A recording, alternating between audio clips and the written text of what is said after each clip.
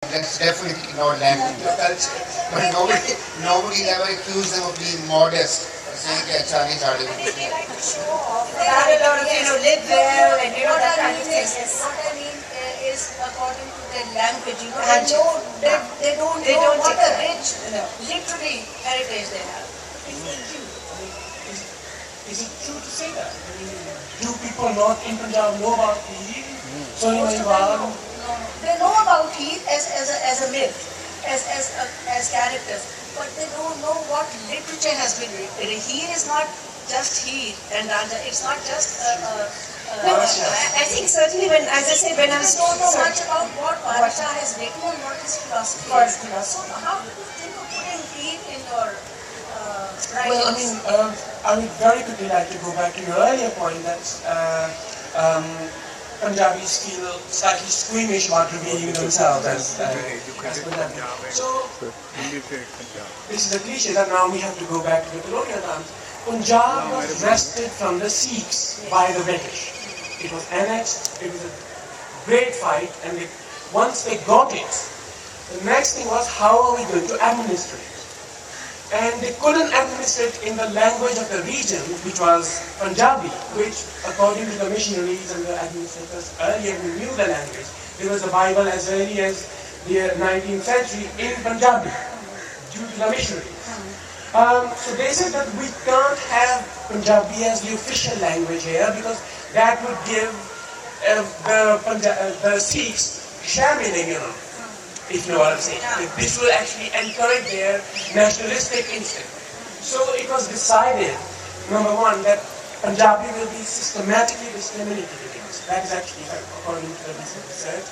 And then secondly, what happened was that the people who then they had to come in and administer this region for the British, for the company, they came from other regions where something called Hindustani was spoken, which was closer to Urdu, and then also Persian, which since the Ghaznavids had been the language of officialdom, etc.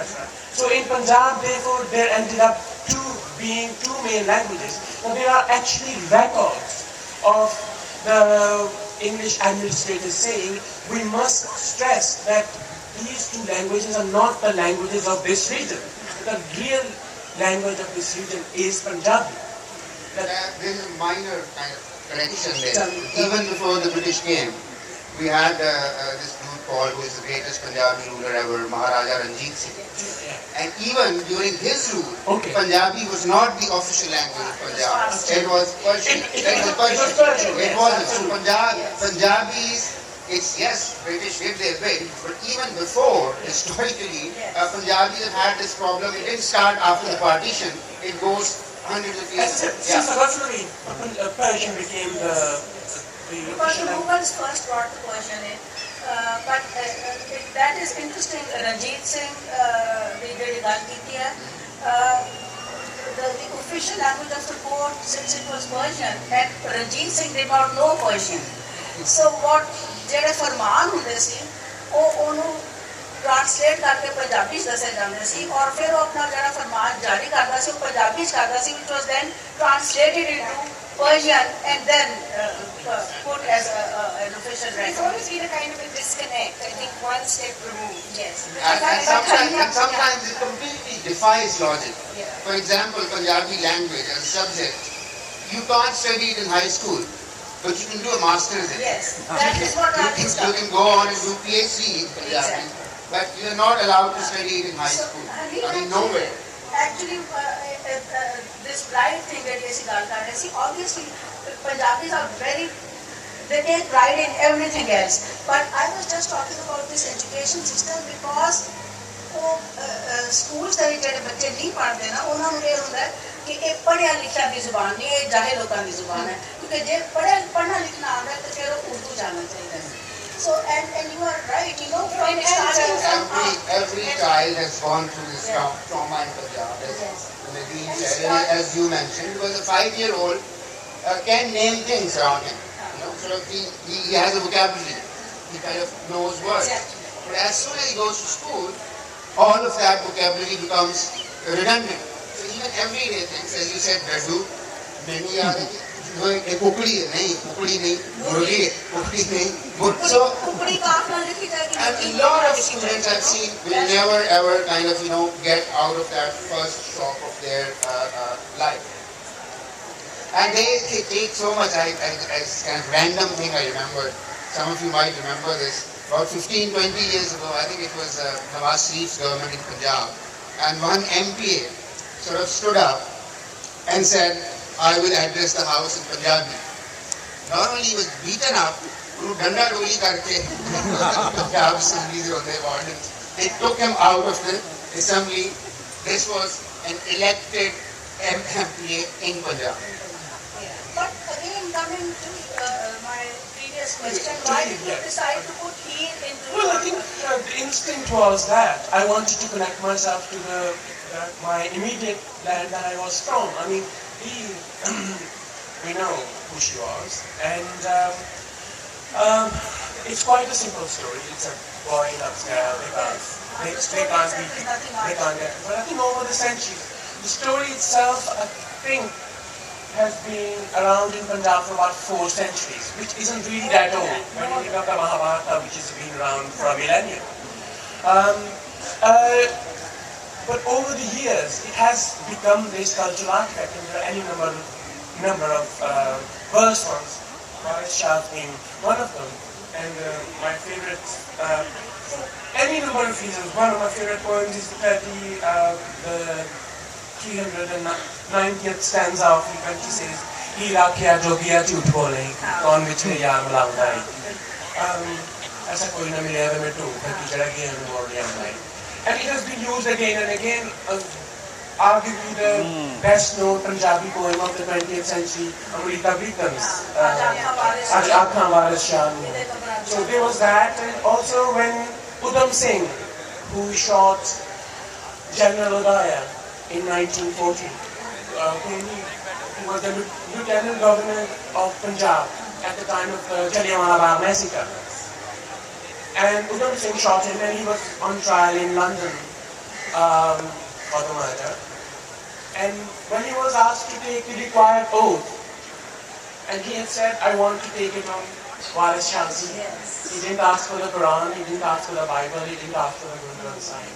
So, again, I wanted to be part of that chain, as it were. So, my novel, The Blind Man's Garden, and all my future novels will be set in this fictional city called Heer, which I made up, and I have a map where the river is, where the mazars are, and everything. So all my future novels will take place in that. And one of the reasons is, talking of Heer, and I don't know how true that is. It might be just made up. That Heer's clan still lives in Jhang. There, yes, absolutely.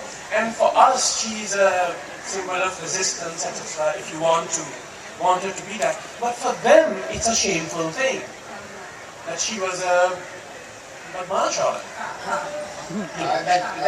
Exactly, that she didn't accept what it was. There has been a sort of historical change when he was Maulvi Masjid that was kind of considered completely acceptable. Yeah. And certainly over the years, she's become this wayward kind of, character that you can't even tell your kids about. And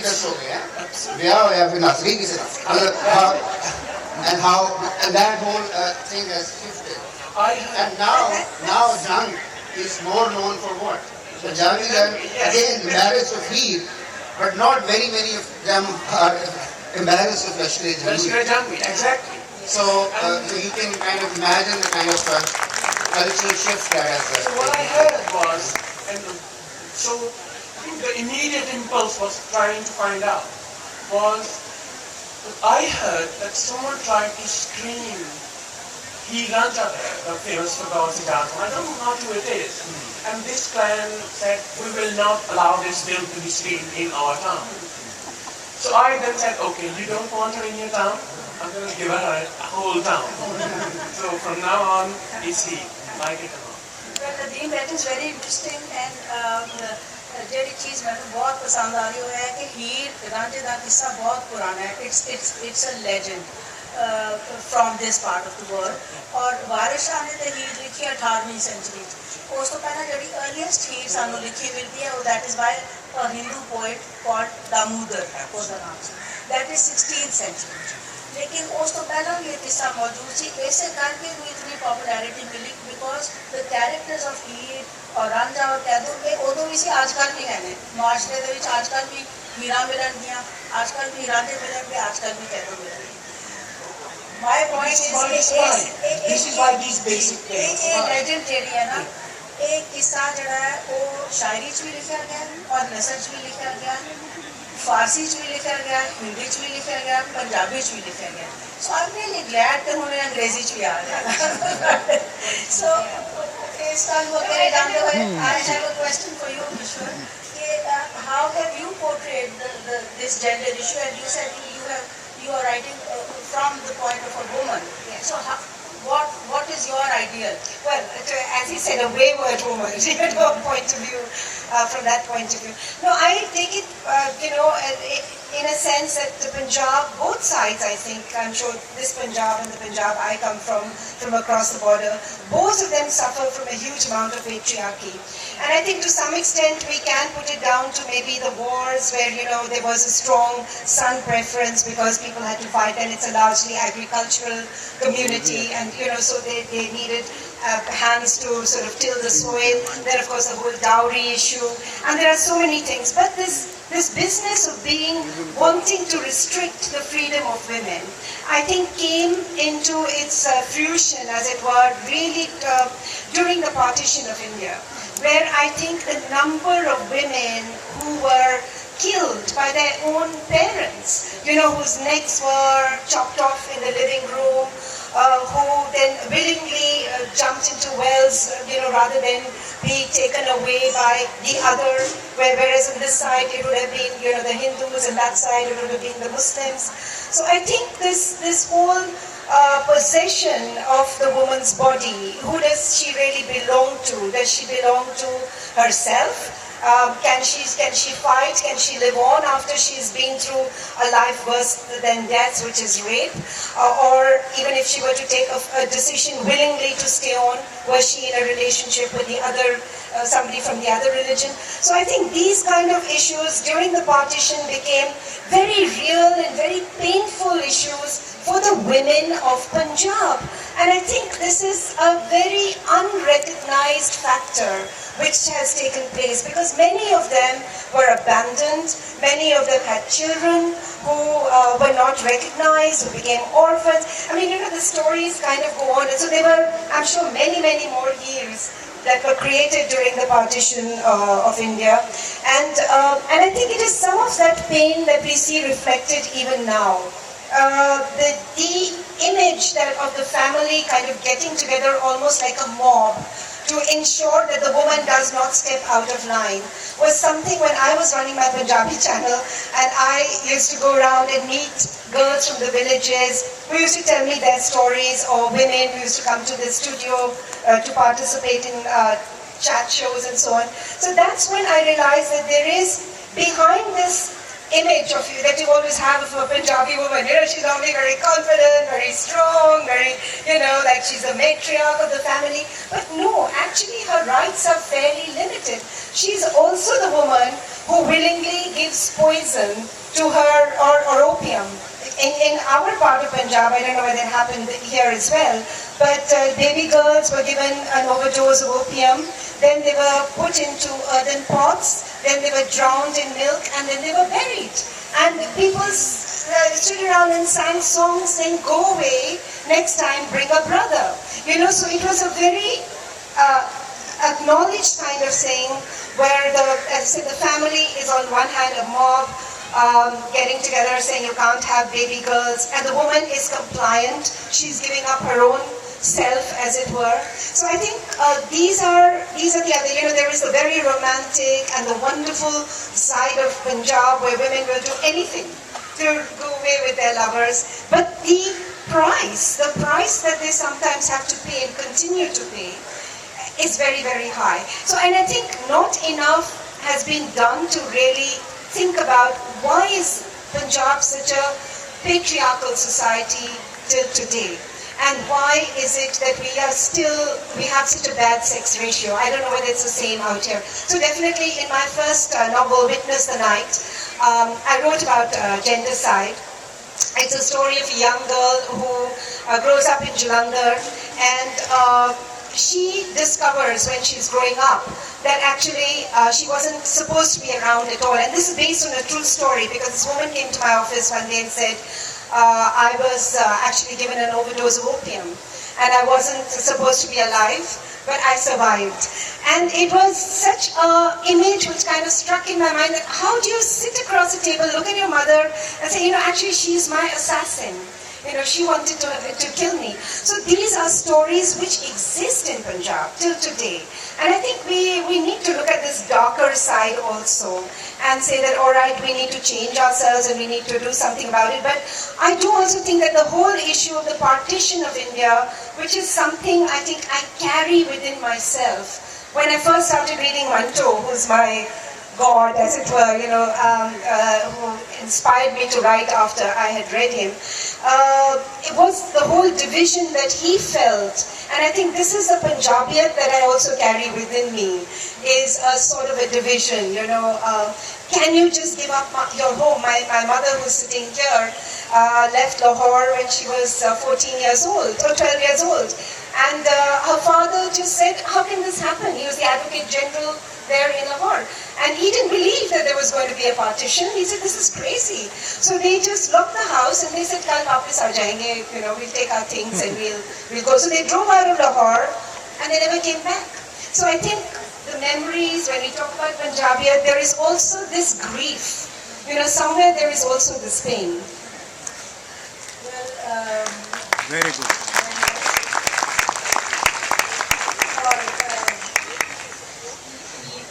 Leaving aside me now, I would like to ask you that how have you portrayed in this Our Lady of Alice Bhatti? What sort of a woman she is? Is she a modern woman from these times, or a character taken from the myths? नहीं बहुत आजकल face ते वो अपना लेकिन चूंकि कराची च रहिंदी ते वो पंजाबी यहाँ च पंजाबी चुने भी होंदे स्वीपर्स जिन्हें कहते हैं तो वो उस खानदान तो है. She is upwardly mobile, and the only way for them to kind of be upwardly mobile is to get an education and get a job, which is what she does. But that way, kind of big cities, they kind of sort of steamrolling you into kind of everyone. Doesn't make a difference if you're Punjabi or Sindhi. रोजी रोटी ਜਿਹੜੀ ਹੈ ਸਾਰਿਆਂ ਨੂੰ ਖਾਣੀ ਚਾਹੀਦੀ. ਲੇਕਿਨ ਮੈਂ ਪੰਜਾਬੀ ਦੇ ਬਾਰੇ okay, let me try and say this in English, might make more sense. I mean, you talked about patriarchy, you talked about partition, but within Pakistan, Punjab in India and Punjab in Pakistan is completely different. In India, Punjab is a small entity. Yes, and in Pakistan, if you're not a Punjabi, Tell a Punjabi that, huh? And small entity, right? if you talk to a Sindhi or a Baloch, they would say that Punjab is a monstrosity in Pakistan, and it has not been good news for Pakistan, or for that matter, ask Bangladeshis. से मैं इस relationship है पंजाब का पंजाबी का दूसरे जो लोग रहते हैं ना पंजाबी तो नहीं रहते हैं ना हाँ अच्छा चलो उन्होंने बारे च मैं एक छोटी जी जाली जी नज़म एक मैं लिखी थी पिछले साल. वो what happened was that last year the famous political leader in Baloch Sardar Ataullah Mangal Sahab, he said something which a lot of people say. He said कि पाकिस्तान की फौज जो है ये पंजाबी फौज है. तो पंजाबी होते हुए मुझे थोड़ा सा वो हुआ कि अच्छा ये क्या वाकई है पंजाबी या नहीं है. तो मैंने एक सरदार साहब के लिए एक जवाब जो है फौज की बिहाफ में, हालांकि फौज ने मुझे नहीं कहा था, लेकिन एज ए प्राउड पंजाबी मैंने कहा कि मुझे सरदार अताउल्लाह मेंगल को एक जवाब लिख के देना चाहिए. ये कुछ आधा उर्दू में आधा पंजाबी में, अगर आप इजाज़त दें तो मैं पढ़. इसका नाम है मासूम मेंगल. आप बड़े सरदार हैं, آپ کا بڑا احترام ہے. لیکن یہ کیا فرمایا آپ نے کہ فوج پنجابی ہے؟ لوہیا کی بات کی تھی. آپ کہیں دوسرے سردار تو نہیں جو سکھوں میں ہوتے ہیں؟ سیدھی جی گل نہیں سمجھتے. آپ کی اس صوبائی حیثیت کو ختم کرنے کے لیے آپ کی کتنی نسلوں کو سبق پڑھایا. تسی پھر نہ سمجھے. جس مقدس کتاب پر ہاتھ رکھ کر سردار نوروز خان سے معافی کا وعدہ کیا تھا، کیا وہ کتاب پنجابی میں تھی؟ جس رسی کا پھندا وہ سردار کے بچوں کی گردن میں پڑا، کیا وہ رسی ہم نے لاہور سے بھیجی تھی؟ جس بھٹو کے آرڈر پر ہم نے بلوچوں پر بم برسائے، کیا وہ پنجاب کا جمپل تھا؟ اور جس مرد مومن کے گوڈے گیٹے پکڑ کر تم لوگ کابل سے واپس آئے، کیا اس کے منہ سے کبھی پنجابی کا ایک لفظ سنا؟ اکبر بگٹی کو جو میزائل لگا، کیا وہ ہم نے سیالکوٹ میں بنایا تھا؟ پھر کہتے وہ فوج پنجابی ہے. اگر آپ کے منہ سے لفظ اسلامی نہیں نکلتا تو یہی کہہ دیتے کہ فوج عربی ہے، یا پھر یہ کہہ دیتے کہ فوج چینی ہے. کیا کہا چینی کم ہے؟ سردار جی آپ فلمیں بڑی دیکھتے، وہ بھی اپنے یار ہندوستانیوں کی. پھر تو فلم غالب بھی دیکھی ہوگی. اب کہہ دو غالب بھی پنجابی تھا. اسی کدی کیا علامہ اقبال پنجابی تھا. ہم تو صرف یہ کہتے ہیں ہندوستان ہمارا، پاکستان ہمارا، مسلم ہیں ہم تو بلوچستان بھی ہمارا. کل آپ کہیں گے ہمارا بم بھی پنجابی ہے، حالانکہ کل عالم جانتا ہے ہمارا بم ماشاءاللہ مسلمان ہے. یقین نہیں آتا؟ خطرے چیک کرو. اوئے میرے بھولے سردار، اوئے میرے بھولے سردار، اوئے بچیاں والوں، جب تمہاری اگلی نسلوں کی ہڈیاں تھل کے صحراؤں میں چمکیں گی تو پھر سمجھ آئے گی فوج نہ اردو، نہ پنجابی، نہ تواڈی، نہ ساڈی، نہ نوری، نہ ناری، نہ مومن، نہ کافر. کدی اندر، کدی باہر، کدی غائب، کدی حاضر، کدی سجن، کدی دشمن، کدی رونا، کدی ہنسنا، پھر سیاپا، پھر سیاپا. میرے بھولے سردار، فوج نہ اردو، نہ پنجابی، نہ سندھی، نہ بلوچی، فوج اول آخر فوجی ہے.